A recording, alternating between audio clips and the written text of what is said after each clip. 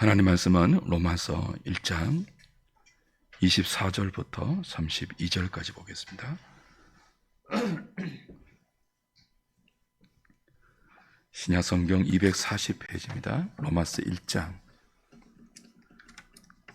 24절부터 32절까지 제가 한 절, 여러분이 한 절 교독합니다.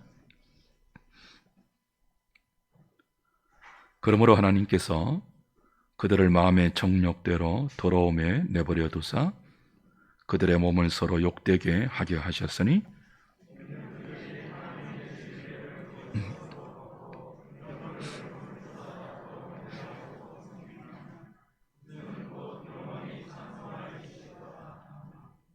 이 때문에 하나님께서 그들을 부끄러운 욕심에 내버려 두셨으니 곧 그들의 여자들도 순리대로 설 것을 바꾸어 영리로 쓰며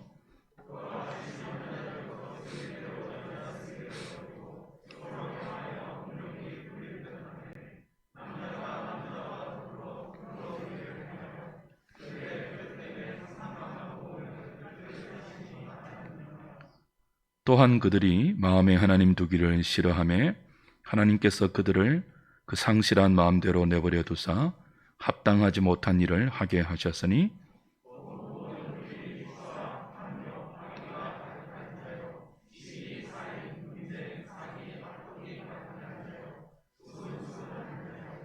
비방하는 자요, 하나님께서 미워하시는 자요, 능욕하는 자요, 교만한 자요, 자랑하는 자요, 악을 도모하는 자요, 부모를 거역하는 자요, 배약하는 자요, 무정한 자요, 무자비한 자라. 그들이 이 같은 일을 행하는 자는 사형에 해당한다고 하나님께서 정하심을 알고도 자기들만 행할 뿐 아니라 또한 그런 일을 행하는 자들을 옳다 하느니라. 아멘.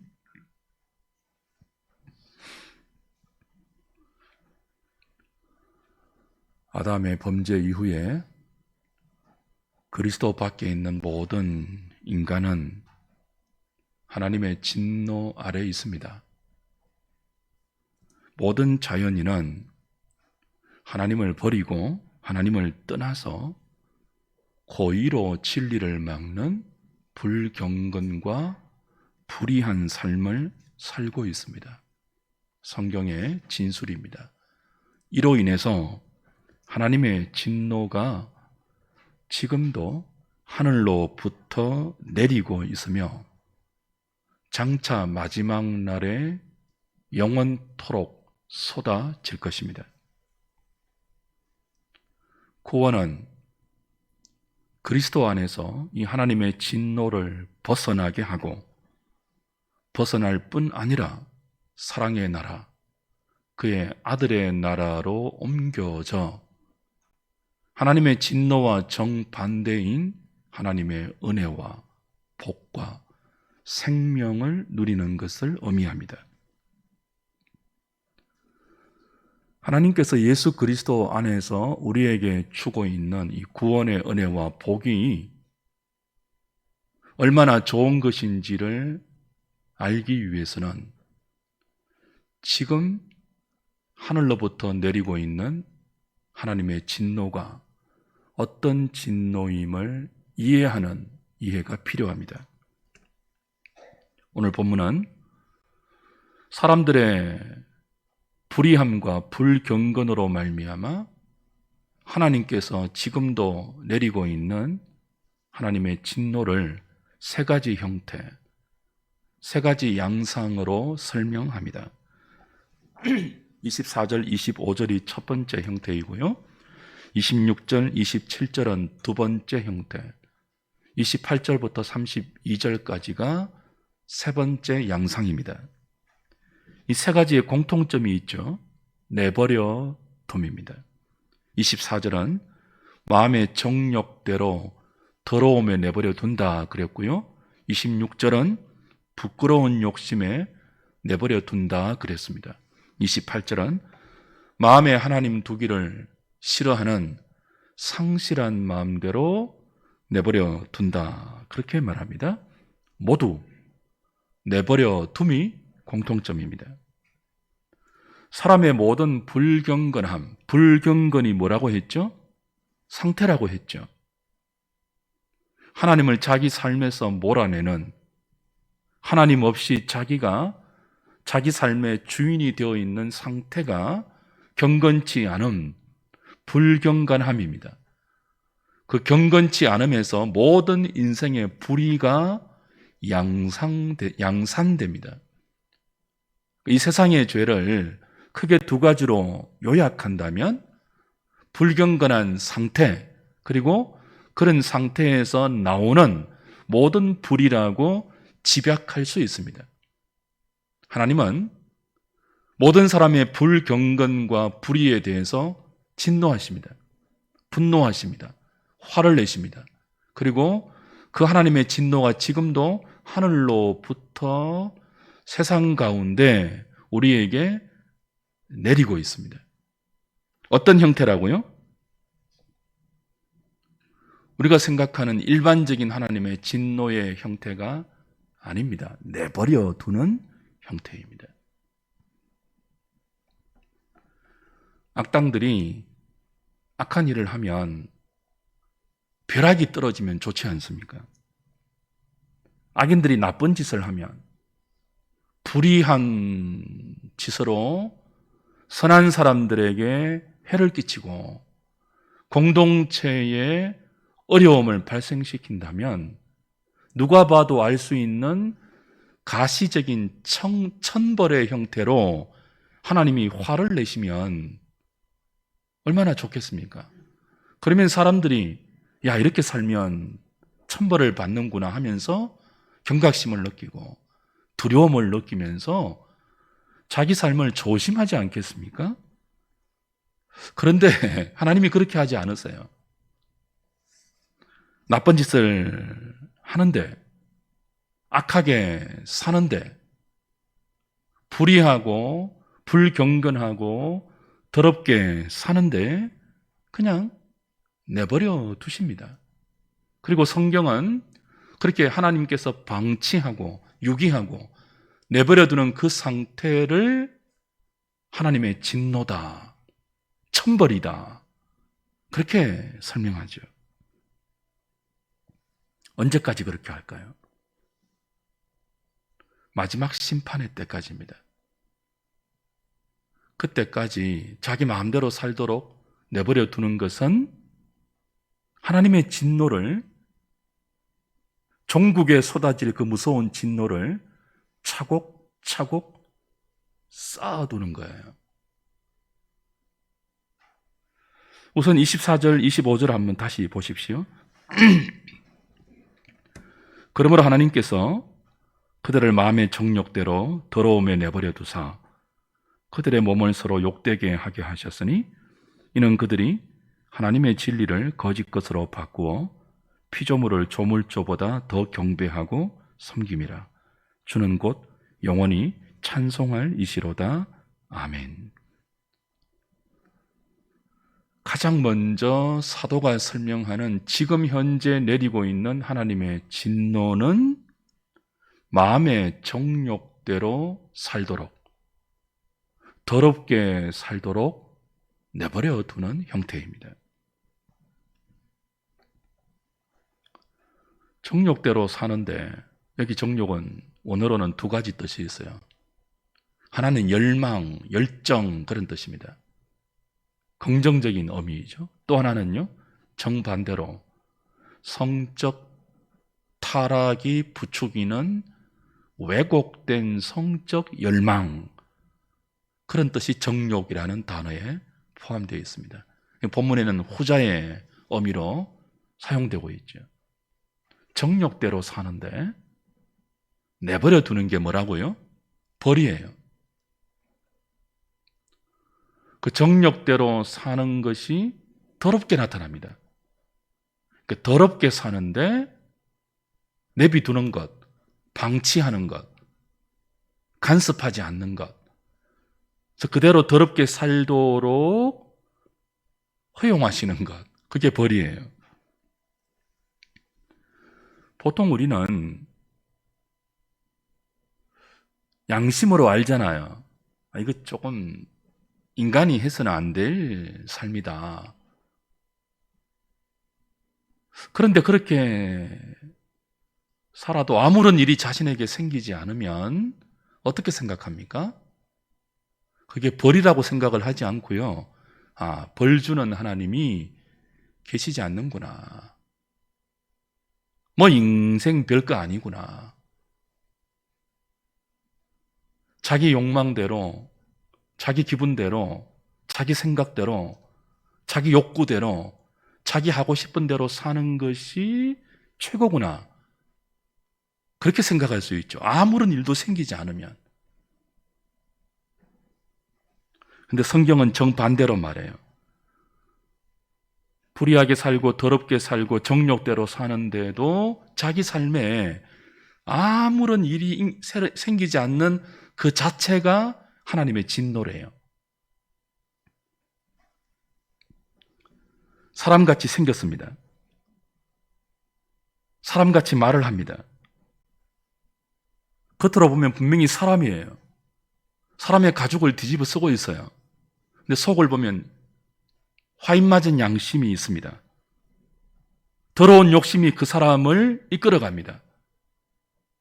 정욕대로 살아갑니다. 어떤 때는 짐승보다 더 더러운 정욕이 그 사람을 이끌고 있습니다. 그런데 그런 삶에 제동이 걸리지 않습니다. 벌입니다. 이게 무서운 벌입니다. 여기 주의해야 될 내용이 하나 있죠. 마음의 정욕대로 더러움에 내버려 두신 결과가 하나는 정욕대로 사는 것으로 나타나고요. 다른 하나는 우상 숭배로 나타나요. 하나는 음행의 형태, 하나는 우상 숭배의 형태예요. 24절 다시 보시면요. 그러므로 하나님께서 그들을 마음의 정욕대로 더러움에 내버려 두사 그들의 몸을 서로 욕되게 하셨으니. 음행이잖아요. 몸에 관한 것이잖아요. 몸을 더럽게 사용하고 몸을 서로 욕되게 사용하는 음행의 더러움이 정욕대로 살도록 내버려두는 하나의 형태이고요. 25절에 보면 전혀 다른 내용이 나와요. 이는 그들이 하나님의 진리를 거짓 것으로 바꾸어 피조물을 조물조보다 더 경배하고 섬김이라. 주는 곧 영원히 찬송할 이시로다. 아멘. 25절은 어떤 형태예요? 진리를 거짓 것으로 바꾸는 것, 피조물을 조물주보다 더 경배하고 섬기는 우상숭배를 말하죠. 그런데 25절의 우상숭배와 24절의 음행, 정욕대로 사는 더러운 음행을 인언이라는 접속사로 연결시켜요. 무슨 뜻입니까? 그 정욕대로 더럽게 사는 음행과 우상숭배를 같은 뿌리로 묶어내는 거죠. 우상숭배와 음행이 같은 뿌리에서 나는 같은 열매라는 뜻입니다. 둘 다 정욕의 결과이며 둘 다 더러운 삶이라는 의미죠. 그 앞에 21절부터 23절을 보시면 역시 우상숭배 이야기가 나오죠. 하나님을 알되 하나님을 영화롭게도 아니하며 감사하지도 아니하고 오히려 그 생각이 허망하여지며 미련한 마음이 어두워졌나니 스스로 지혜 있다 하나 어리석게 되어 썩어지지 아니하는 하나님의 영광을 썩어질 사람과 새와 짐승과 기어다니는 동물 모양의 우상으로 바꾸었느니라. 그리고 25절에 이는 그들이 하나님의 진리를 거짓 것으로 바꾸어 피조물을 조물주보다 더 경배하고 섬김이라. 그 우상 숭배의 문맥이 이렇게 흐르는데 24절에 음행이 끼어들어 있는 형태라고요. 그렇죠? 21절부터 25절까지는 우상 숭배의 형태를 말하고 있잖아요. 근데 24절에 무엇이 끼어들고 있다고요? 마음의 정욕대로 살도록 내버려 두는 육체의 음행, 서로의 몸을 부끄럽게 하는, 욕되게 하는 육체의 음행이 끼어들고 그 둘을 인연이라는 접속사로 묶어서 하나의 뿌리, 하나의 열매로 설명하고 있습니다. 하나님을 자기 삶에서 몰아낸 인간에게 나타나는 가장 첫 번째 열매는 우상숭배예요.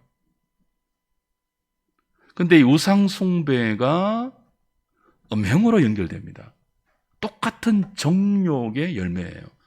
우상숭배는 자기를 위해서, 자기의 욕망을 충족하기 위해서 있지도 않는 허구의 신을 자기 스스로 만들어서 경배하는 행위 아닙니까?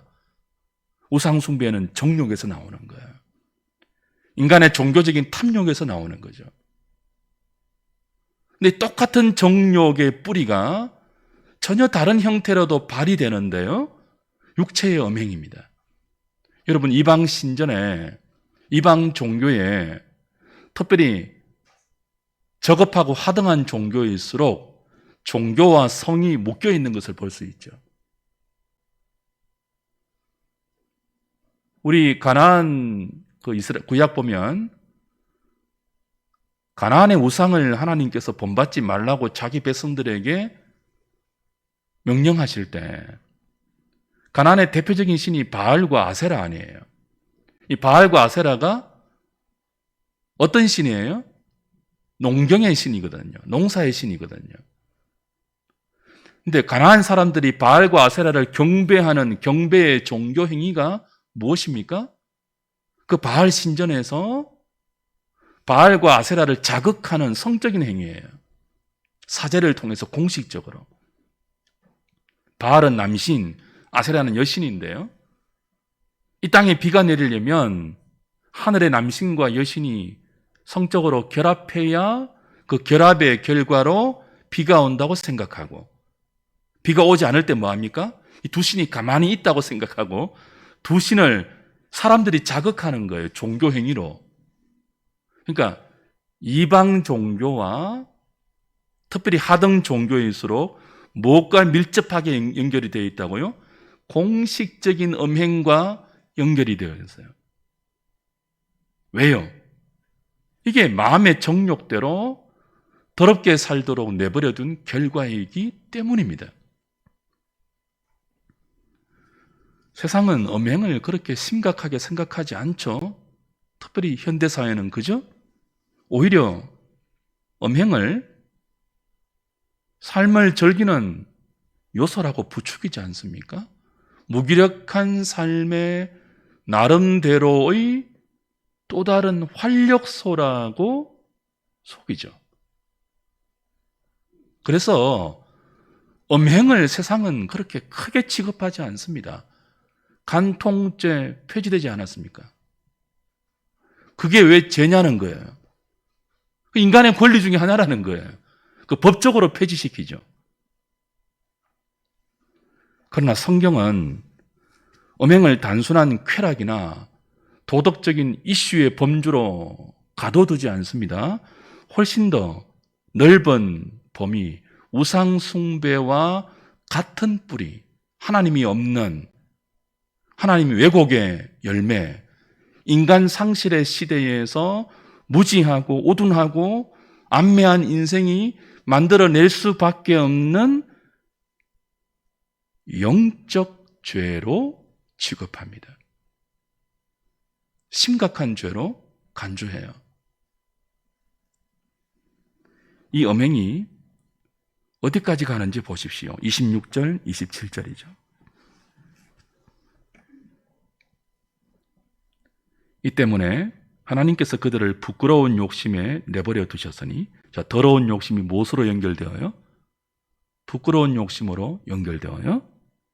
곧 그들의 여자들도 순리대로 쓸 것을 바꾸어 영리로 쓰며, 그와 같이 남자들도 순리대로 여자 쓰기를 버리고 서로 향하여 음욕이 부릴 듯 하매, 남자가 남자와 더불어 부끄러운 일을 행하여 그들의 그릇 때문에 상당한 보응을 그들 자신이 받았느니라. 더러운 육체의 음행이 우상 숭배와 같은 뿌리였는데, 하나님 없는 상실한 인간 상태의 절정이었죠. 음행이. 근데 이 음행이 어디까지 간다고요? 제동이 안 걸리면? 계속 하나님이 내버려 두시면 어디까지 간다고요? 하나님께서 인간에게 부여하신 성의 순리, 하나님의 창조 질서, 남자는 여자와 살고 여자는 남자와 부부가 되어 그 부부라는 울타리 안에서 사랑을 나누는 이 하나님의 창조 질서를 영리로 바꿔야 더러움의 방치되면요 부끄러움으로 나가요. 근데 이걸 부끄러운 줄 몰라요. 성경은 그게 벌이라고 합니다. 동성애 인권이 아니에요.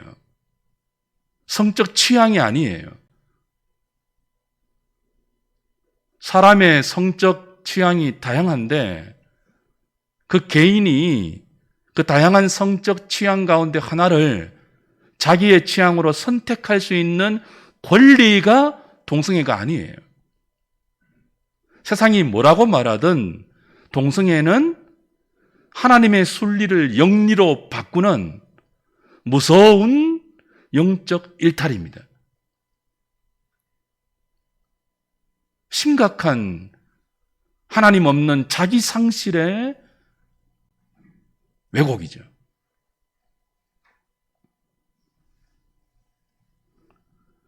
인류 전체에 이 어두운 왜곡의 그림자가 드리워져 있습니다. 대세가 될 거예요. 한국교회가 아무리 반대해도 뭐 대세가 될 거예요. 지구촌 전체의 흐름이 그러니까요. 교회만은 알아야죠. 이게 성적 취향이 아님을요. 이게 하나님의 진노의 결과임을요. 더럽고 부끄럽게 사는데 그 더러운 욕심에, 부끄러운 욕심에 제동이 안 걸리고 끝을 모르는 부끄러움으로 자기 삶을 내몰아 가는 것. 벌이에요, 벌. 가장 끔찍하고 가장 심각하고 가장 무서운 하나님의 진노는 더러움에 내버려 두는 거예요. 부끄럽게 사는데 부끄러운 줄 모르게 내버려 두는 거예요.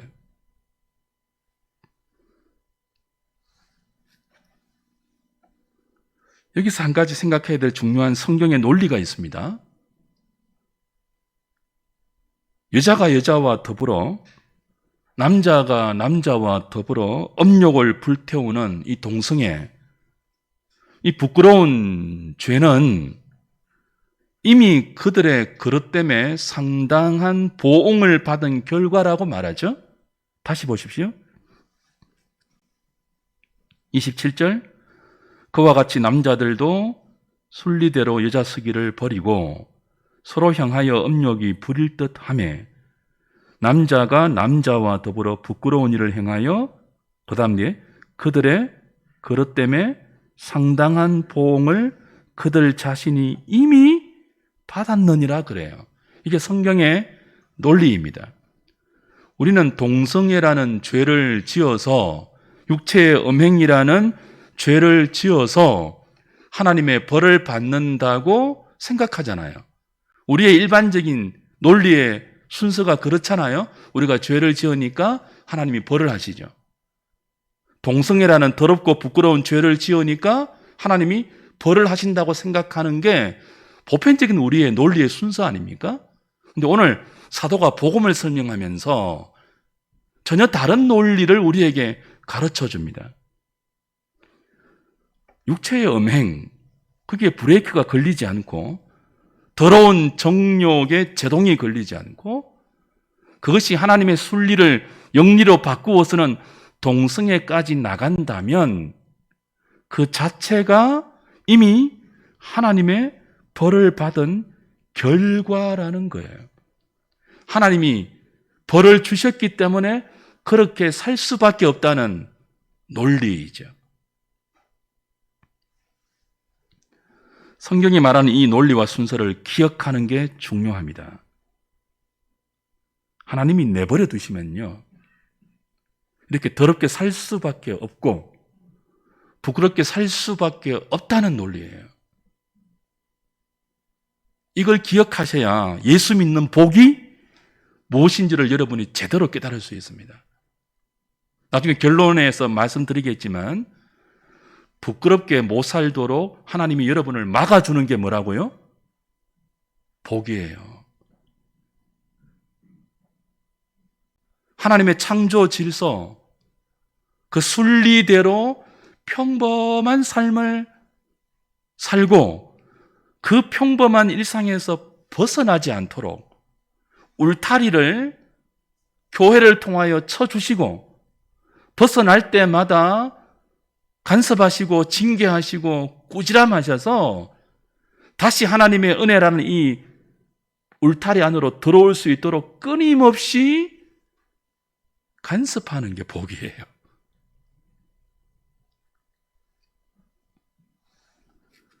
세 번째 버려둠의 형태인 28절 이하를 보면 더욱더 분명해집니다.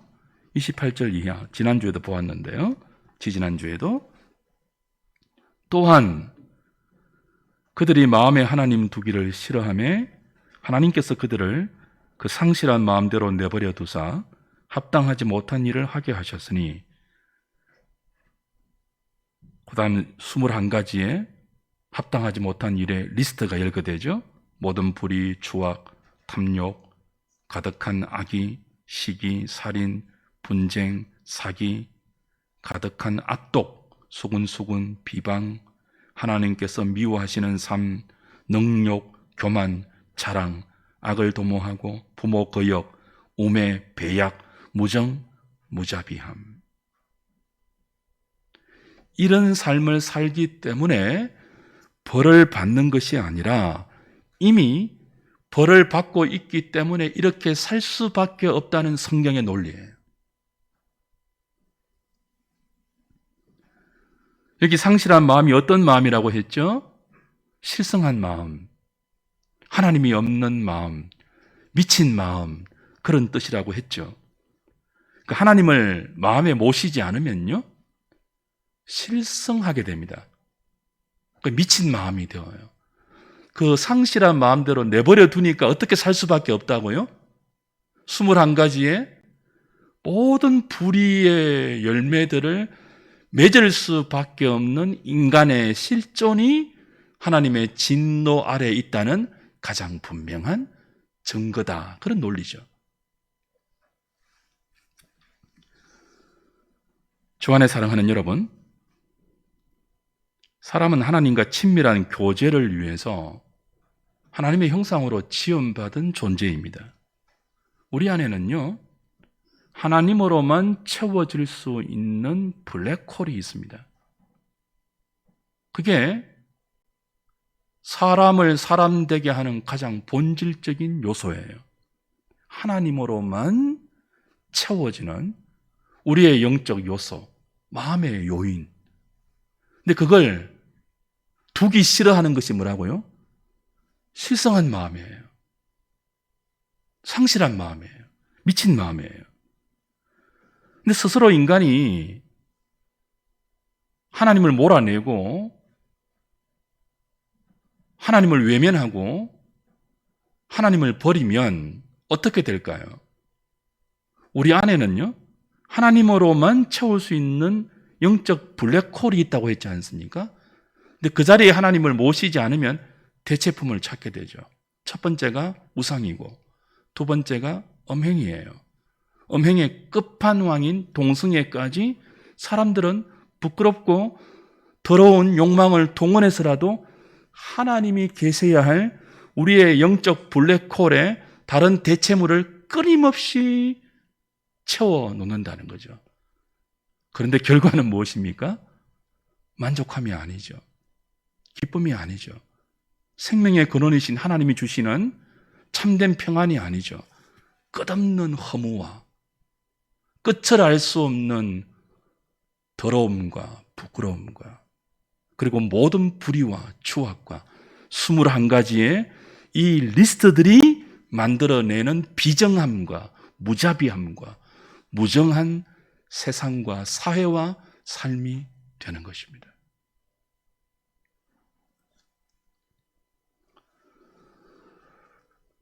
세상이 실제로 이렇게 흘러가고 있지 않습니까?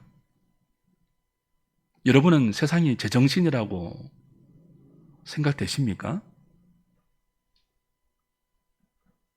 이 세상이, 지구촌이 제정신으로 굴러가는 것 같아요? 하나님이 다스리고 있지만 지금 어떻게 다스리고 있다고요? 진노를 내버려 두는 형태로 다스리고 있다고요.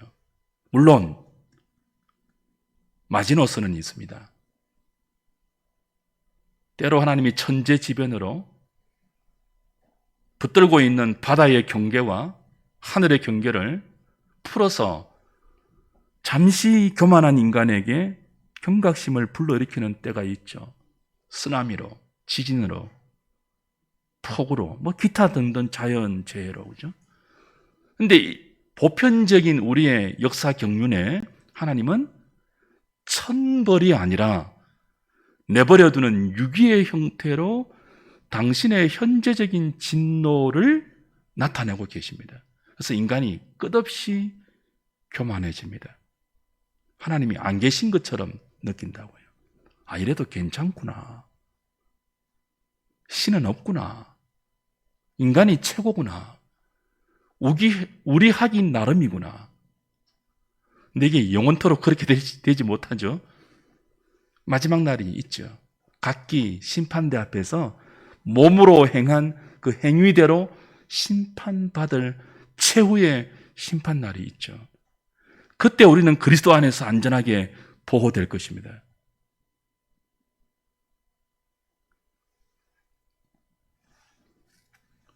하나님을 마음에 두기 싫어하는 이 세상의 본질을 보십시오. 사람들이 무슨 짓이든 다 하지 않습니까? 돈이 된다면, 부자가 될 수 있다면, 성공할 수 있다면 무슨 짓이든 다 하는 것 같습니다. 자기 욕심을 채울 수 있다면,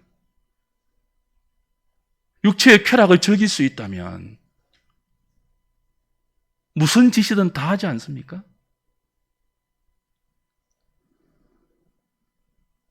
세상이 무정하고 무자비해졌죠. 오늘 21가지의 불의한 삶의 리스트의 마지막이 무자비함이거든요.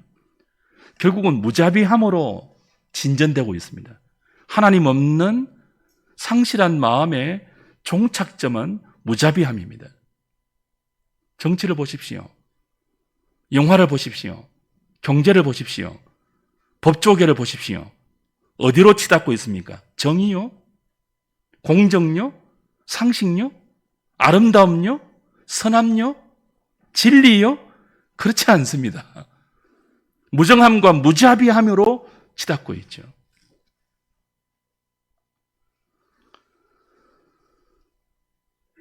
정의롭고 자비로우면 살아남지 못한다고 말하지 않습니까? 세상이.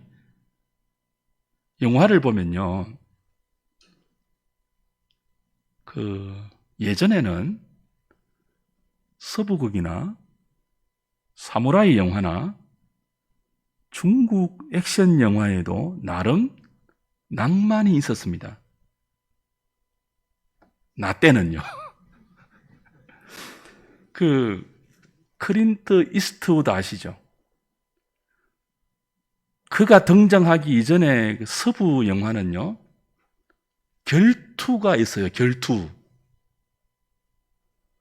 그 주인공과 악당 둘이 결투를 하잖아요. 어떻게 합니까? 서로 등을 맞대고 돌아서서 1, 2, 3 그리고 누가 빨리 방아쇠를 당기는지로 생사가 결정되는, 싸우고 다투고 이렇게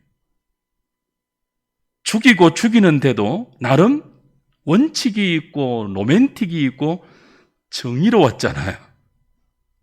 근데 요즘 액션 영화 보셨습니까? 박찬욱 감독의 가장 해외에서 높은 평가를 받는, 망치가 막 날아다니고 그죠? 요즘은 액션이에요. 액션이 아니고 폭력이에요. 그래야 팔립니다. 무자비하게 나가고 있다니까요. 물론 경중의 차이가 있죠. 그 중에 진선미의 기준을 지키려고 애쓰는 소수도 있죠. 대세가 그래요, 대세가. 영화만 그랬습니까? 정치를 보십시오. 얼마나 뻔뻔하고, 얼마나 무자비하고, 얼마나 더럽습니까? 사람들이 정치에 환멸을 느낄 정도로. 근데 부끄러운 줄을 몰라, 이 사람들이. 일전에 그런 말을 한번 소개했죠. 요즘은 이제 장기를 대체하는 고도의 의학 시대 아닙니까? 우스갯소리로 뇌도 이제 대체할 수 있는 시대가 되었다는 거예요. 인간의 장기 가운데 머리 안에 뇌도 대체할 수 있는 고도의 의학 기술이 발달해 있는데 그 뇌를 바꿀 때 가장 비싸게 팔리는 뇌가 정치인의 뇌래요. 한 번도 사용한 적이 없어서.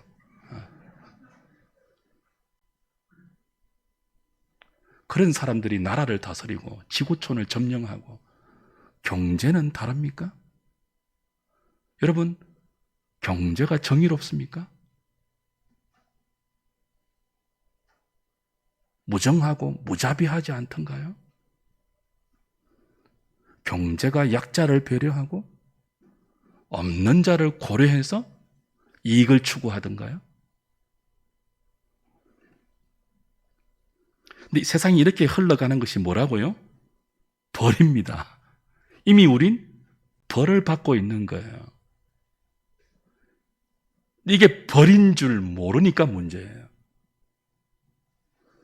우리는 내 생각과 내 계획에 막히지 않는 형통을 좋아하죠.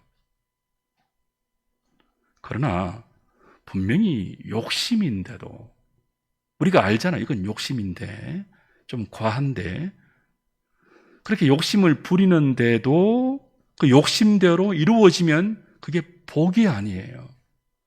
그게 벌이라고요. 근데 교회가 그걸 복이라고 가르치니 문제죠. 예수 믿으면 부끄럽게 살아도 더럽게 살아도 무자비하게 살아도 무정하게 살아도 부자만 되면 하나님이 복을 주었다고 말하니 이게 문제죠. 세상이 화인 맞은 양심으로 사는 것은 그렇게 살다가 지옥 가면 되니까 뭐가 문제겠습니까? 근데 교회 안에 있는 사람들이 진리의 말씀을 들으면서 그렇게 살지 못하도록 끊임없이 말씀으로 간섭하고 얘들아 그러면 안 된다. 순리대로 살아야지. 더럽게 살고 부끄럽게 다 산다고 너희들도 거기에 발을 맞출 필요가 뭐가 있니? 진, 선, 미가 있는 사람의 가족만 뒤덮어 서지 말고 사람답게 하나님의 형상인 사람답게 살도록 내가 너희들을 나의 몸인 교회로 부르지 않았느냐. 교회가 그런 복음이 있어야 되지 않겠습니까? 성도들을 부끄럽게 살지 못하도록 펜스 역할을 해야 되지 않겠습니까? 성도들이 더럽게 살지 못하도록 울타리 역할을 교회가 해야 되지 않겠습니까? 그게 복음 아닙니까?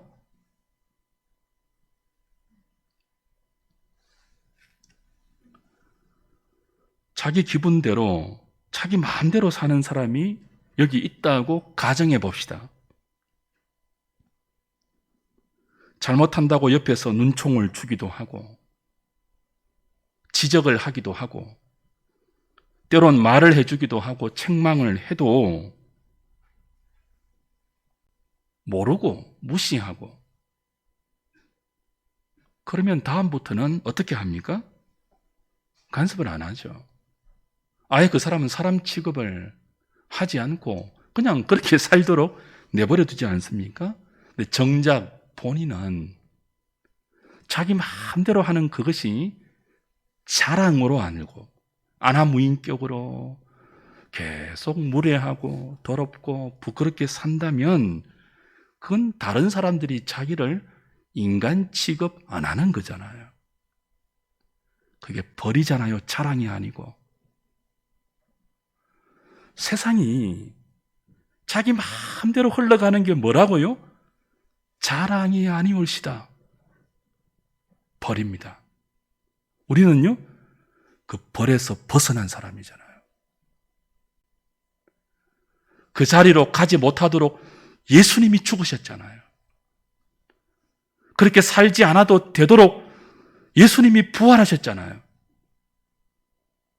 그렇게 살지 못하도록 아버지와 아들이 성령을 주셔서 우리 안에 계시잖아요. 정반대로 의와 공도를 행하면서 이 세상 미친 나라와 다른 하나님 나라의 백성으로 살 수 있도록 교회의 몸으로 불러주셨잖아요. 그게 복이죠.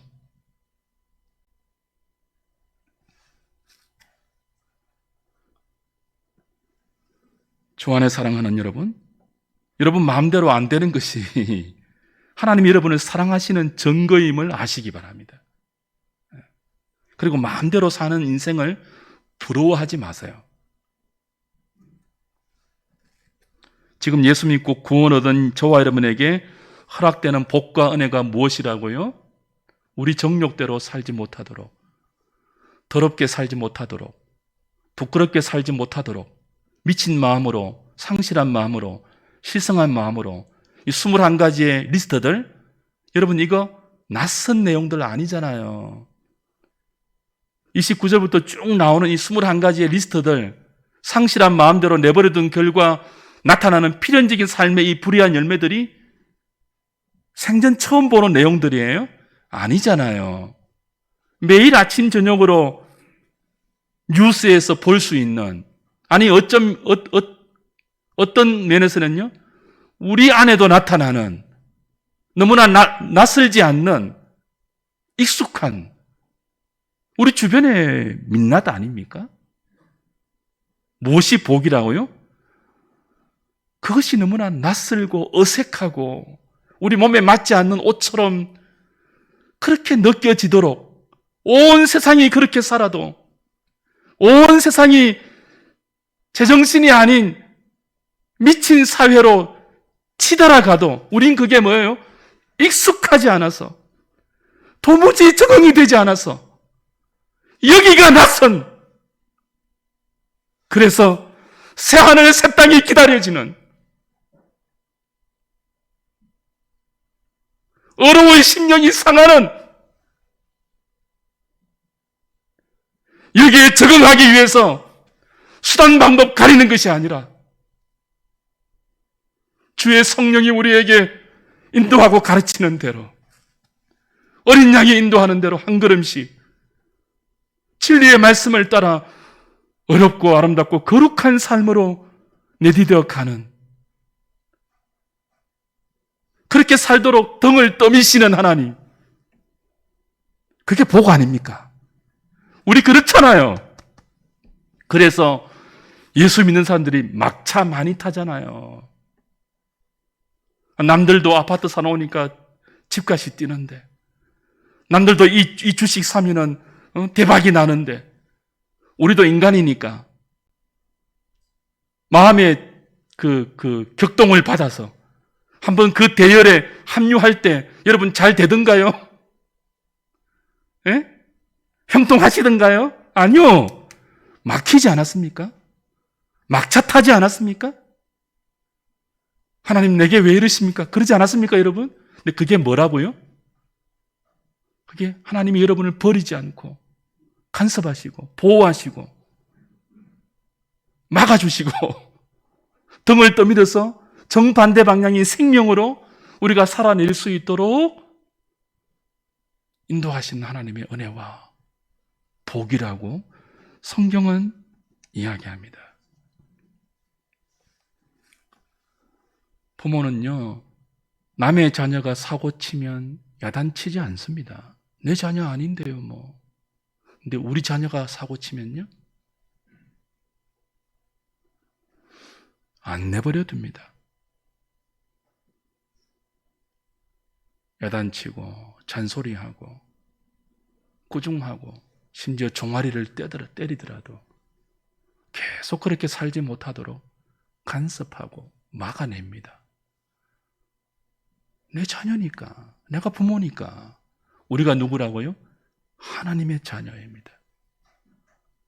성부 하나님은 독생자까지 주셔서 우리를 부끄럽게 살지 못하도록, 더럽게 살지 못하도록, 하나님 없는 상실한 마음대로 살지 못하도록, 온 세상은 그렇게 내버려 두지만 저와 여러분은 우리 안에 착한 일을 시작하신 그리스도가 이 구원의 완성을 이루기까지 결코 저와 여러분들을 방치하지 않고 그 더러움과 부끄러움에서 돌이켜 아름다움과 거룩함과 진실함과 의로움으로 우리의 삶을 내디뎌 그리스도의 장성한 분량에 이르기까지 그 사랑 앞에 점도 없고 흠도 없이 하나님의 나라를 소망하는 믿음의 사람, 자기의 친백성 만들기까지 끝없이 우리에게 잔소리하시고 간섭하십니다. 그걸 우린 귀찮아하죠. 디도서 2장을 찾고 말씀을 마치겠습니다. 디도서 2장입니다.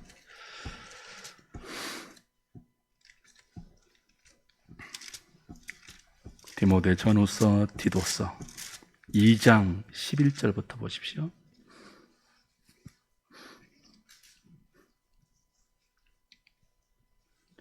모든 사람에게 구원을 주시는 하나님의 은혜가 나타나 우리를 양육하시되 경건하지 않은 것과 이 세상 정욕을 다 버리고 신중함과 의로움과 경건함으로 이 세상에 살고 복스러운 소망과 우리의 크신 하나님 구주 예수 그리스도의 영광이 나타나심을 기다리게 하셨으니 그가 우리를 대신하여 자신을 주시면 모든 불법에서 우리를 속량하시고 우리를 깨끗하게 하사 선한 일을 열심히 하는 자기 백성이 되게 하려 하심이라.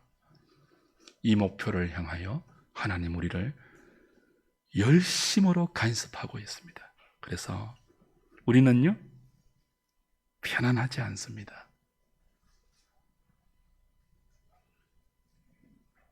혹 우리 가운데 하나님, 왜 자꾸 나를 이렇게 힘들게 하십니까? 내가 잘 되는 꼴을 하나님 못 보십니까? 왜 남들은 다 잘 되게 하는데 나는 사사건건 이렇게 막고 제동을 걸고 이렇게 간섭하시고 귀찮게 하십니까? 혹 그런 마음을 갖고 계신 분이 있습니까? 그게 하나님 없는 사람들에게는 허락되지 않는 하나님의 친백성, 그리스도의 신부, 하나님의 자녀에게만 허락되는 생명의 간섭이고 은혜의 봉기시며 복중의 복임을 깨달으시고 감사하면서 그 손길에 순종하는 마음을 가질 수 있기를 주님의 이름으로 축복합니다.